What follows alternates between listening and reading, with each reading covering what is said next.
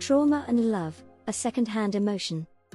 In our previous video, we came to the following conclusion: the deepest human desire is to be oneself without losing love. And the fact that traumatized people are afraid to lose love while rejecting it. Right? It could be, however, that love in human perception is completely different from love, defined from the perspective of existence, consciousness, and soul. And we might ask the question, is what humans in general perceive as love actually love? Since it appears to be constantly connected to conditions, humans tend to make a difference between unconditional and conditional love. But conditional love does not exist, since the only true love is unconditional. All else is fear, which is, by the way, another form of love. Hence, it might be helpful to reframe and redefine love. Let's go. 1. The core misunderstanding, where trauma begins. Humans learn love relationally, not existentially. So love gets confused with approval, attachment, availability, consistency, protection, belonging, survival. From a child's nervous system perspective, this makes sense. Love is what keeps me connected and alive. But that definition is contextual, not universal. It is not love. It is bonding under conditions. 2. Two completely different definitions. This is crucial. Human love, as commonly learned, is conditional, scarce, withdrawable, earned, threatened by authenticity, linked to behavior, performance, compliance. This love says, be this, or I might leave. That is fear with affection source. Existential love, consciousness, soul, existence, unconditional, non-withdrawable, non-reactive, non-possessive, allows expression without punishment, does not negotiate identity. This love says, you exist. Therefore you belong, therefore you are loved. That's it. You cannot be out of existence. You cannot be out of belonging. You cannot be out of love. 3. Why trauma people reject love while fearing its loss. This paradox now becomes logical. Trauma people are not afraid of love. They are afraid of human love. Because human love, once came with conditions, once disappeared, once required self-betrayal. So the trauma system learns, love is dangerous. It costs too much. Yet at the same time, connection is essential, separation feels like death. So they live in contradiction, craving love, avoiding it, testing it, sabotaging it. Not because they are broken. Because what they were taught was mislabeled as love. 4. The revolutionary reframe. This is the key. Here's the shift that unlocks everything. Love is not something you receive or lose. Love is the fact that you exist at all. If love were conditional, existence couldn't happen. This reframes love as, not relational first. Not emotional first. Not behavioral first. But ontological. 5. Why conditional love isn't love, logic, not belief. Let's be precise. If love can be taken away, depends on behavior, disappears when you're real, then it is not love. It is attachment, dependency, agreement, survival bonding. Useful? Yes. Understandable? Yes. But not love. So yes, conditional love does not exist. It's a misnomer. 6. The trauma illusion, now exposed. Trauma believes, if I am myself, I will lose love. But now we see the correction: if I am myself, I may lose conditional attachment, but I cannot lose love, because love is existence itself. That is not a spiritual bypass. That is reality clarification. 7. Why this redefinition heals trauma at the root. Because it removes the false dilemma, be myself or be loved, and replaces it with truth, be myself and discover who actually stays. Which is existence, life, presence, true self and true to self. Relationships become expressions of love, not its source. 8. A layperson translation. We could say it like this: what you're afraid of losing isn't love. It's approval, attachment, or familiarity. Love itself has never left you. It's the mere fact you're here breathing right now. Let this land quietly, not confrontationally. 9. Why this doesn't lead to isolation.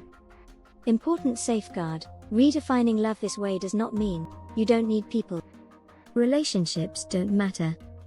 Attachment is wrong. It means relationships stop being proof of worth and become places to share life. That's healthy. 10. One sentence that holds the entire reframe. Trauma is not the fear of losing love, it is the fear of losing conditional attachment mistaken for love. Once that is seen, the nervous system can relax. Because love was never at stake. Why existence is the only coherent definition of love. Most people reject existence equals love because it sounds abstract, unverifiable, too generous, suspiciously comforting. So let's remove the comfort and keep the logic. If love were conditional, existence could not happen. This is the cleanest argument. If existence required worthiness, correctness, readiness, moral alignment, then nothing could come into being. Yet, life emerges constantly, without permission, without approval, without guarantee of success. Existence does not ask, are you good enough to exist? It simply allows. That allowance is the functional definition of love. Not romance. Not bonding. Not affection. Allowance. Love must precede all conditions, or it isn't love. Conditions can only exist inside existence. So logically, conditions are secondary, love, as allowance, is primary. If something depends on conditions to exist, it is not love, it is contract. Human relationships are mostly contracts, explicit or implicit, negotiated or inherited. Useful? Yes. Love? No, not at the core level. Anything that can be withdrawn was never love. Another hard logic test: if something can be removed, when you fail, when you change, when you grow, when you disappoint, then it was never love. It was permission to remain. Existence never withdraws permission. Even self-destruction is allowed. That's not cruelty, that's unconditionality. Fear is not the opposite of love, it's a distorted expression of it. This is important and subtle. Fear says, I must protect what I love. So fear is love with conditions applied. That's why control, jealousy, attachment, obsession, feel like love, but hurt like hell. They are love filtered through survival. The undeniable evidence, recognition without experience. The question that breaks the model: when I ask you, deep down, do you recognize unconditional love? Most of you say yes. Then I ask, where did you learn it? And here's the problem: you cannot point to a relationship. You cannot point to a memory. You cannot point to a lived example. Yet you recognize it instantly: unconditional love. That is impossible under learning theory. Recognition requires prior encoding, a memory. You cannot recognize a color you've never seen, a sound you've never heard, a state you've never known, unless the reference is already inside you. So unconditional love is not learned, taught, acquired, it is remembered. The only logical conclusion. If unconditional love is recognized without being learned, without consistent exposure, without reliable modeling, then it must be intrinsic, pre-relational, pre-personal, pre-memory. Which means, unconditional love is not something we experience from life, it is something life experiences as a stored in the body, the nervous system, the cellular memory, yes, DNA, if you want to stay scientific. That's not woo. That's inheritant. Why this blows up the trauma story?